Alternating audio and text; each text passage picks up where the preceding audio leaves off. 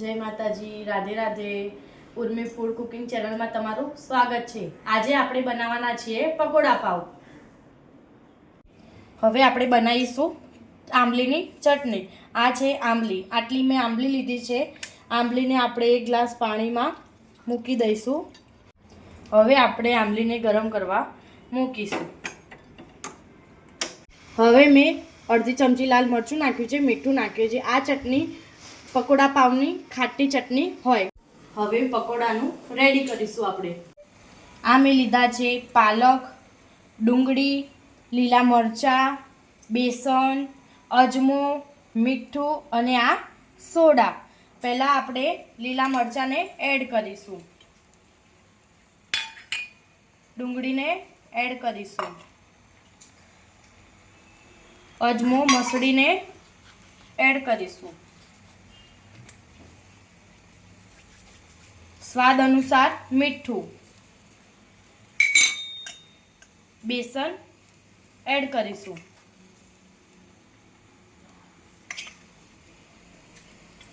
આપણે મિક્સ કરી લઈશું. હવે આપણે થોડું પાણી એડ કરીશું.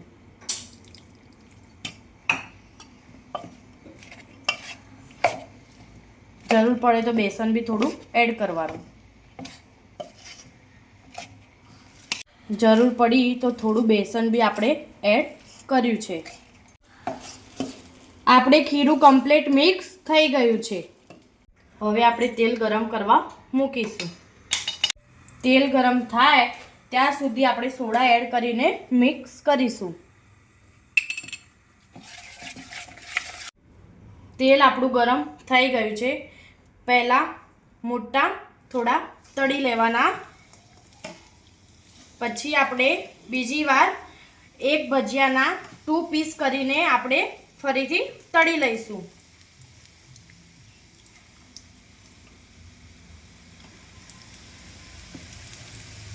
હવે આપણે પકોડા શેકાઈ ગયા છે. તેલ નીતરી જાય પછી નીકાળીને પકોડાના 2 પીસ કરીને ફરીથી આપણે તળી લઈશું.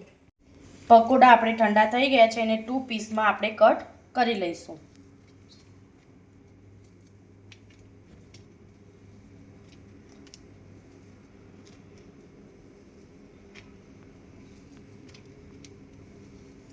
હવે આપણે ફરીથી તળી લઈશું.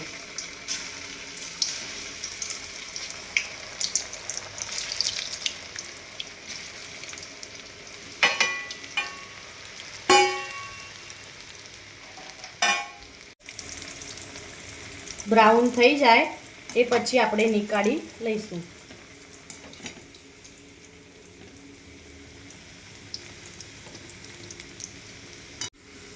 બ્રાઉન થઈ ગયા છે. હવે આપણે નીકાળી લઈશું.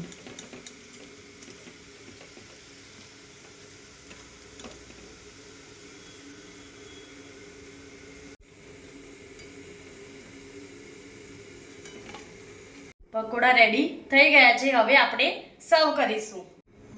આ છે આંબલીની ચટણી, પાવ, ડુંગળી, મરચાં અને પકોડા સાથે આપણે સર્વ કરીશું. અમારી ચેનલને લાઇક, શેર અને સબસ્ક્રાઈબ કરવાનું ભૂલતા નહીં. અને પકોડા પાવ એક વખત બનાવીને જરૂરથી ટ્રાય કરજો. તમને કેવા લાગે કોમેન્ટમાં જણાવજો. રાધે રાધે.